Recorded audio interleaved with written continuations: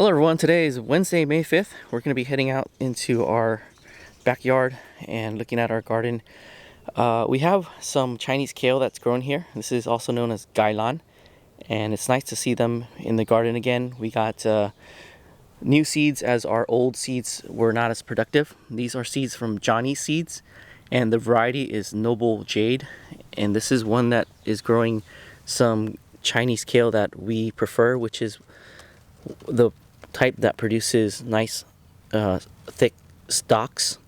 And the plants that you're seeing here today are on the very mature side, so we'll be harvesting them soon. When they get too mature, they will be really fibrous and woody, and it's difficult to eat them.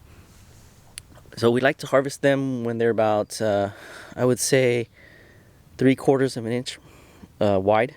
So this is the girth that we harvested these plants. And when harvesting, we like to leave a couple of nodes at the bottom. And they will turn into shoots and then produce little tiny stalks for us, and we can harvest it one more time. After that, we'll remove the plant because it becomes less productive. And in the back, we have a Yamamoto cucumber. This variety is new to us, and it's going to be growing onto this trellis that we waddled using garden stakes. So it feels sturdy enough to hold up cucumbers, but maybe not as sturdy enough to hold heavier fruit like sugar baby watermelons, the small watermelons. In the back, we have some bitter melon nuts. If this will focus, that is there too. So at some point, the bitter melon is going to really take off when the cucumber's finished and take over the trellis. So that's the plan. Last year we had the bitter melon grow here. We're adding the cucumber to see if we can get two things out of the spot. And then over here we have some tomatillos. They're always slow growing at first, but when summer hits, they'll also take over this corner here, and it will be a jungle. So looking forward to those things. And then our low tunnel here, if you're curious, we're using it to, at nighttime, we'll just come back down here and drape it over and make sure it's nice and snug. And we'll put a rock on top of the corners to protect the bed from getting dug out by the skunk. And then during the daytime, we'll drape it over the pathway onto the bed over here and use this PVC pipe to weigh that down to give the plants some shade, or just to break up the intensity of the sun, as these are cool weather loving plants, and that will help them out during this time of year. So that's what that tunnel is for. And then we have golden bantam corn down here, and this year we're growing double the amount that we grew last year. This is a sweet corn. It's got an old time texture to it. It's actually pretty chewy, so if you like chewy corn, the golden bantam corn is a good one to grow. And we have sunflower stalks and old Christmas trees laid next to them, adjacent to them, so that the skunks don't want to dig the area too much. If something's nice and wide open, they just go to town, and then the amount of damage they do is greater. They'll dig out plants, and it's kind of frustrating. This one is pretty active this year. We also have this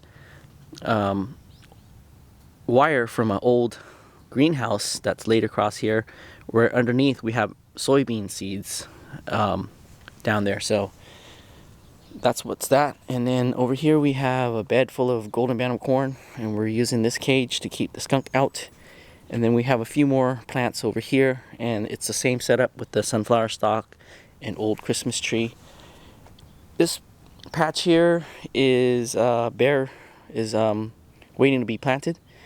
In the meantime, we have Timothy hay as a cover and mulch to protect the soil. And then over here we have a Lawrence grape poppy. It produces these really pretty dark purple flowers, and it was about 10 inches before we transplanted it here. It was a volunteer that was going to eventually grow into our path, so it got transplanted. And one of the things I discovered about Asian poppies is that they're pretty transplant hardy.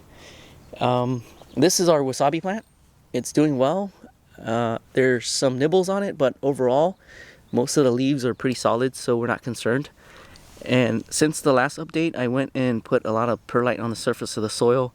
Perlite dries up pretty quickly, so the idea is that it would make it a less inviting environment for slugs. I'll take a tighter zoom of the plant there. You can see the new growth from the center.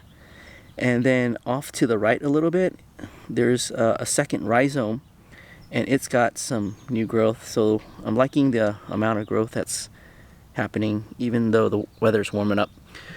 The soil medium holds water pretty well, so that means we haven't been watering it too much, which is nice because we've been using rainwater to water our plant. And that's just in case wasabi prefers rainwater over hard water, which is tap water. And this pipe, or this hose here, is connected to our reservoir, which we have up over there. It's a 65 gallon tank, and we have rainwater up there that we've been using. And as we come out and look at the rest of the garden, there's this Principe Borghese tomato plant, and we have it planted throughout our garden to test the microclimates and to see how it's doing and what microclimates it might prefer. And then down below we have some onions. These are some brown onions, and we have some red onions, and we're gonna save these brown onions and combine it with our potato harvest and this leek and make potato leek soup at some time. And then here's another Principe Borghese tomato over here. We got this structure that we built, and it uses our salvage lumber pile, and it was time to do so because our newest rabbit was really getting out of the old setup, which was a surround made out of bricks that was stacked, and she was jumping over it, and it was time to get to this project. So that's what we have, if you notice the structure. So it's good to be able to have a door and get into here, because in the past we were just hopping over. So it's a construction zone. There's eventual plans to put a coop in there for chickens, and we hope to have pet chickens. We actually ordered some and are expecting them to arrive in August. In the meantime, we have some plants that are just laid across here, and it will use the wire as support. So we have some cucumbers in there, and then some tomatoes. So these are the Costoluto Genovese tomatoes, and the cucumbers we are growing in pots inside the greenhouse to see how it would do. It's actually pretty warm in there now, so the nice thing is that we can just move the whole pot over here. So this happened by happenstance, that we have some cucumber plants, and they're starting to produce cucumbers too on here. And let's see, since we're over here, we got this newest addition, which is a green stalk, and we hope to be able to grow lots of plants with it. One thing I like about it is that it has these individual tiers, and we filled it with bagged soil, and this is what I call sanitary soil. There's not pill bugs, and one of the great things about this is that we'll be able to direct sow plants and not worry about them being eaten, and it'll save us a lot of time because most of our plants we have to start as transplants, so we'll have to seed start them and then take the time to transplant them. So with this setup, we can just throw seeds in here, and we've already put a lot of things. We actually filled up all the pockets with seeds. Coming down this way, we have our tomato microclimate.